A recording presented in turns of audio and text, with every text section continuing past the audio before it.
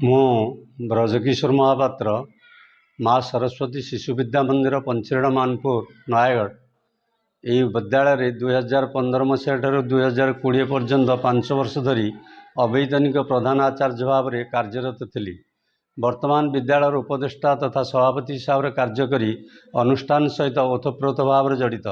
ଆମର ଏହି ଅନୁଷ୍ଠାନଟି ଓଡ଼ିଶା ସରକାରଙ୍କ ବିଦ୍ୟାଳୟ ଓ ଗଣଶିକ୍ଷା ବିଭାଗ ଦ୍ୱାରା ସ୍ୱୀକୃତିପ୍ରାପ୍ତ ଏକ ନିର୍ଭରଯୋଗ୍ୟ ଶିଶୁ ଶିକ୍ଷାନୁଷ୍ଠାନ ଅଟେ। ଆମେ କୁନି କୁନି ପିଲାଙ୍କୁ ଗୁଣାତ୍ମକ ଶିକ୍ଷା ପ୍ରଦାନ ପାଇଁ ଅଭିଭାବକଙ୍କ ନିକଟରେ ପ୍ରତିଶ୍ରୁତି ଓ ପ୍ରତିବଦ୍ଧତାକୁ ଅଙ୍ଗୀକାର କରୁଅଛୁ।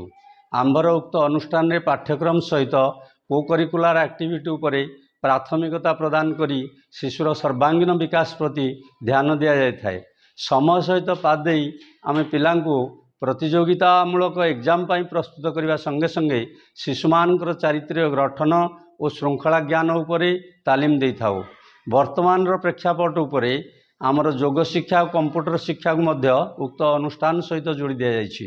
ତେଣୁ ଅଭିଭାବକଙ୍କୁ ବିନମ୍ର ଅନୁରୋଧ, ଆମ ଅନୁଷ୍ଠାନ ସହିତ ଯୋଡ଼ି ହୋଇ ଆମକୁ ଭଲ ପାଇବା ଦେବା ସଙ୍ଗେ ସଙ୍ଗେ ଆପଣମାନଙ୍କର କୁନି ଛୁଆମାନଙ୍କର ଉଜ୍ଜଳମୟ ଭବିଷ୍ୟତ ଗଠନରେ ସହାୟକ ହୁଅନ୍ତୁ। ଜୟ ଜଗନ୍ନାଥ।